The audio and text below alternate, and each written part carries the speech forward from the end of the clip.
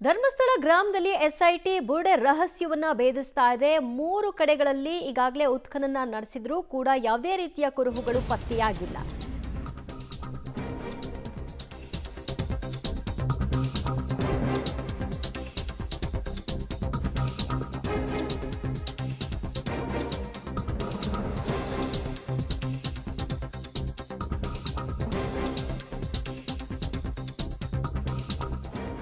ಧರ್ಮಸ್ಥಳದಲ್ಲಿ ಎಸ್ಐಟಿಯಿಂದ ಬುರುಡೆ ರಹಸ್ಯದ ತನಿಖೆಯನ್ನ ನಡೆಸಲಾಗ್ತಾ ಇದೆ. 2ನೇ ದಿನವೂ ಕೂಡ ತಲೆಬುರುಡೆ ಹುಡುಕಾಟ ಮುಂದುವರೆದಿದೆ. 3ನೇ ಸ್ಥಳ ಉತ್ಖನನ ನಡೆದರೂ ಕೂಡ ಅಸ್ಥಿ ಪಂಜರ ಸಿಕ್ಕಿಲ್ಲ.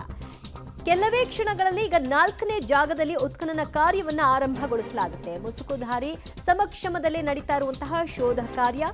ಇವತ್ತು 2 ಕಡೆಗಳಲ್ಲಿ ಹುಡುಕಾಟ ನಡೆಸಿದ್ದಾರೆ. ಸುಮಾರು 6 ಅಡಿ ಆಳದವರೆಗೂ ಕೊರೆಯಲಾಗಿದೆ. ಆದರೂ ಕೂಡ ಒಂದು ಸಣ್ಣ ಕುರುಹು ಕೂಡ ಈ ವಿಷಯವಾಗಿ ಲಭ್ಯವಾಗಿಲ್ಲ. ಹಾಗಾಗಿ ಇವತ್ತಿನ ಮುಂದುವರೆದಂತಹ ಕಾರ್ಯಾಚರಣೆ 4ನೇ ಜಾಗದಲ್ಲಿ ಉತ್ಖನನ ಮಾಡೋದು. 20 ಸಿಬ್ಬಂದಿಗಳನ್ನು ಅಲ್ಲಿ ನೇಮಕ ಮಾಡಿದ್ದು. ಅವರುಗಳೆಲ್ಲರೂ ಕೂಡ ಉತ್ಖನನ ಕಾರ್ಯದಲ್ಲಿ ತೊಡಗಿಕೊಂಡಿದ್ದಾರೆ. 2 ಪಾಯಿಂಟ್ಗಳಲ್ಲಿ ಈಗಾಗಲೇ 6 ಅಡಿ ಅಂದರೆ 6 ಅಡಿ ಅಗಲ 6 ಅಡಿ ಆಳಕ್ಕೆ ಅಗೆಯಲಾಗಿದ್ದು ಹುಡುಕಾಟವನ್ನು ನಡೆಸಿದ್ದಾರೆ. ಸೊ ಇದು ದೂರುದಾರನ ಸಮಕ್ಷಮದಲ್ಲೇ ನಡೀತಾ ಇರುವಂತಹ ಉತ್ಖನನ ಕಾರ್ಯ. ಹಾಗಾಗಿ ಒಂದೊಂದೇ ಕಡೆಗಳಲ್ಲಿ ಮಾತ್ರ ಮಾಡಲಿಕ್ಕೆ ಸಾಧ್ಯ.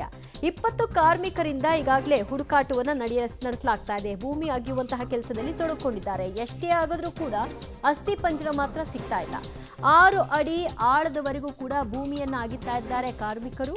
ಹಿಟಾಚಿ ತಲುಪದ ಹಿನ್ನೆಲೆಯಲ್ಲಿ ಈಗ ಕಾರ್ಮಿಕರ ಬಳಕೆಯ ಮೂಲಕವೇ ಉತ್ಖನನ ಮಾಡುವಂತಹ ಕೆಲಸ ಅನಿವಾರ್ಯತೆ ಅಲ್ಲಿ ಸೃಷ್ಟಿಯಾಗಿದೆ.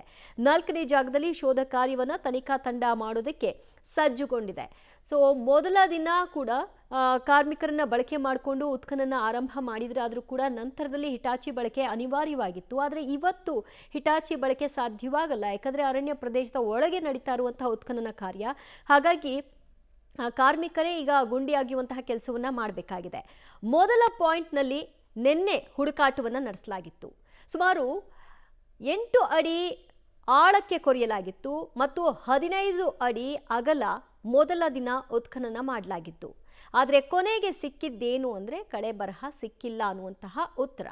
ಅಸ್ಥಿ ಪಂಜರ ಶೋಧ ಕಾರ್ಯ ನಿನ್ನೆ ಒಂದು ಕಡೆಯಲ್ಲಿ ಮಾಡಿದ್ರು ಮತ್ತು ಇವತ್ತು 2ನೇ ದಿನ 2ನೇ ಪಾಯಿಂಟ್ನಲ್ಲಿ ಬೆಳಗ್ಗೆ 11 ಗಂಟೆಗೆ ಇಡೀ ತಂಡ ಅಲ್ಲಿ ಹಾಜರಾಗಿ ಸುಮಾರು 6 ಅಡಿ ಆಳ 6 ಅಡಿ ಅಗಲ ಕೊರೆದ್ರು. ಅಲ್ಲಿಯೂ ಕೂಡ ಕಳೆ ಬರಹ ಸಿಗಲಿಲ್ಲ. ಅದಾದ ನಂತರದಲ್ಲಿ ಈಗ ಮಧ್ಯಾಹ್ನದವರೆಗೂ ಕೂಡ 2ನೇ ಪಾಯಿಂಟ್ನಲ್ಲಿ ಹುಡುಕಾಟ ನಡೆದಿತ್ತು. ಮಧ್ಯಾಹ್ನದ ನಂತರ 3ನೇ ಪಾಯಿಂಟ್ನಲ್ಲಿ 6 ಅಡಿ ಕೊರೆದ್ರು ಆಳಕ್ಕೆ, 5 ಅಡಿ ಅಗಲ ಕೊರೆಯಲಾಯಿತು. ಆದರೂ ಕೂಡ 3ನೇ ಪಾಯಿಂಟ್ನಲ್ಲಿ ಕಳೆ ಬರಹ ಸಿಗಲಿಲ್ಲ. ಇದು 3 ಕಡೆಗಳಲ್ಲಿ ಆ ವ್ಯಕ್ತಿಯೇ ತೋರಿಸಿದಂತಹ 3 ಪಾಯಿಂಟ್ಗಳಲ್ಲಿ ನಡೆದಂತಹ ಉತ್ಖನನ ಕಾರ್ಯ. ಎಂಡ್ ರಿಸಲ್ಟ್ ಅಸ್ಥಿ ಪಂಜರ ಸಿಗಲಿಲ್ಲ ಅನ್ನುವಂತಹ ಉತ್ತರ.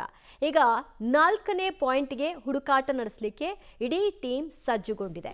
ಸುಮಾರು ಸಂಜೆಯ ಒಳಗಾಗಿ 4ನೇ ಪಾಯಿಂಟ್ ಅಗೆಯುವಂತಹ ಕೆಲಸ ಆಗುತ್ತೆ. ಅಲ್ಲಿ ಏನಾಗುತ್ತೆ ಅನ್ನುವಂತಹ ಪ್ರಶ್ನೆಯನ್ನ ಜನ ನಿರೀಕ್ಷೆ ಮಾಡ್ತಾ ಇದ್ದಾರೆ. ಮತ್ತಷ್ಟು ಮಾಹಿತಿ ಕೊಡ್ತಾರೆ ನಮ್ಮ ಪ್ರತಿನಿಧಿ ಸುಖಪಾಲ್. ಈಗ ನಿನ್ನೆ ಒಂದು ಕಡೆಯಲ್ಲಿ ಉತ್ಖನನ ಆಗಿತ್ತು. ಇವತ್ತು 2 ಕಡೆಗಳಲ್ಲಿ ಈಗಾಗಲೇ ಕಂಪ್ಲೀಟ್ ಆಗಿದ್ದು 3ನೇ ಕಡೆಗಳಲ್ಲಿ ಅಂದ್ರೆ 4ನೇ ಪಾಯಿಂಟ್ ಹುಡುಕಾಟಕ್ಕೆ ಮುಂದಾಗ್ತಾ ಇದ್ದಾರೆ. ಸದ್ಯ ಈಗ ಏನೆಲ್ಲ ಬೆಳವಣಿಗೆಗಳಾಗ್ತಾ ಇದೆ ಅಲ್ಲಿ?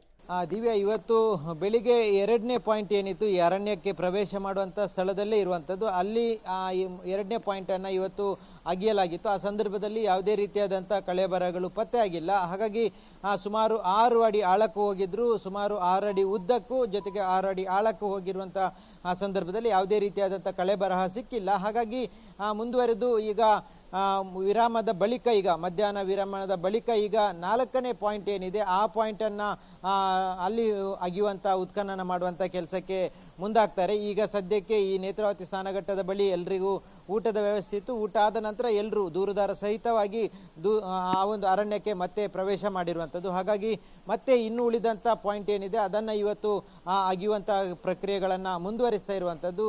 ಎಲ್ಲ ಅಧಿಕಾರಿಗಳು SIT ಅಧಿಕಾರಿಗಳು ಸೇರಿದಂತೆ ಪುತ್ತೂರು AC ಅವರ ನೇತೃತ್ವದಲ್ಲಿ ಮತ್ತಷ್ಟು ಅಗೆಯುವಂಥ ಕೆಲಸಗಳಾಗುವಂಥದ್ದು. ಈಗ 4ನೇ ಪಾಯಿಂಟ್ ಏನಿದೆ ಆ 4ನೇ ಪಾಯಿಂಟನ್ನು ಆತ ಗುರುತಿಸಿದ್ದಾನೆ. ಅದು ಅರಣ್ಯ ಭಾಗದ ಒಳಭಾಗದಲ್ಲಿರುವಂಥದ್ದು. ಹಾಗಾಗಿ ಆ ಸ್ಥಳದಲ್ಲಿ ಈಗ ಮುಂದುವರಿದು ಈ ಒಂದು ಉತ್ಖನನ ಕೆಲಸವನ್ನು ಮಾಡಲಿರುವಂಥದ್ದು. ಅದಕ್ಕೆ ಬೇಕಾದಂಥ ಸಿಬ್ಬಂದಿಗಳನ್ನು ಈಗಾಗಲೇ ಅದರ ಜೊತೆಗೆ ಬಂದಿರುವಂಥ ತಂಡ ಏನಿತ್ತು ಅವರನ್ನು ಕರ್ಕೊಂಡು ಹೋಗಿರುವಂಥದ್ದು. ಅವರೀಗ ಅಲ್ಲಿ ಮ್ಯಾನ್ಯಲ್ ಆಗಿ ಮಾಡಬೇಕಾಗುತ್ತೆ, ಅಲ್ಲಿ ಕಾರ್ಮಿಕರು ಮಾತ್ರ ಮಾಡಲಿಕ್ಕೆ ಸಾಧ್ಯ ಆಗುವಂಥದ್ದು. ಹಾಗಾಗಿ ಅರಣ್ಯದ ಒಳಗಾಗಿರುವಂಥ ಕಾರಣಕ್ಕಾಗಿ ಕಾರ್ಮಿಕರೀಗ 4ನೇ ಪಾಯಿಂಟ್ ಏನಿದೆ ಅದನ್ನು ಅಧಿಕಾರಿಗಳು ಸೂಚಿಸಿದ ರೀತಿಯಲ್ಲಿ ಅಗಿಯುವಂಥ ಕೆಲಸವನ್ನು ಇನ್ನಷ್ಟೇ ಈಗ ಆರಂಭಿಸ್ತಾರೆ. ದಿವ್ಯಾ, 3 ಕಡೆಗಳಲ್ಲಿ ಈಗಾಗಲೇ ಉತ್ಖನನ ಕಾರ್ಯ ಅಂತ್ಯಗೊಂಡಿದೆ. 3 ಕಡೆಯಲ್ಲೂ ಕೂಡ ಯಾವುದೇ ಅಸ್ಥಿಪಂಜರದ ಸಣ್ಣ ಕುರುಹುಗಳು ಕೂಡ ಲಭ್ಯವಾಗಿಲ್ಲ. ಎಲ್ಲ ಕಡೆಯಲ್ಲೂ ಕೂಡ 6 ಅಡಿ 8 ಅಡಿ ಆಳದವರೆಗೂ ಕೊರೆದು ಹುಡುಕಾಟವನ್ನು ನಡೆಸಿದ್ದಾರೆ. ಈಗ ಮತ್ತೆ 4ನೇ ಪಾಯಿಂಟ್ಗೂ ಕೂಡ ಸಿಬ್ಬಂದಿಗಳು ತೆರಳುತ್ತಾ ಇರುವಂತಹ ದೃಶ್ಯವನ್ನು ನೋಡ್ತಾ ಇದ್ರಿ. ಇದು ಧರ್ಮಸ್ಥಳದ ನೇತ್ರಾವತಿ ಸ್ನಾನಘಟ್ಟದ ಆ ಒಂದು ಸ್ಥಳ ಏನಿದೆ ಅದರ ಎಡಭಾಗದಲ್ಲಿ ಬರುವಂತಹ ದಟ್ಟ ಅರಣ್ಯ ಪ್ರದೇಶ, ಆ ಒಳಭಾಗದಲ್ಲಿ ಈಗ ಹುಡುಕಾಟವನ್ನು ನಡೆಸಲಾಗ್ತಾ ಇರೋದು.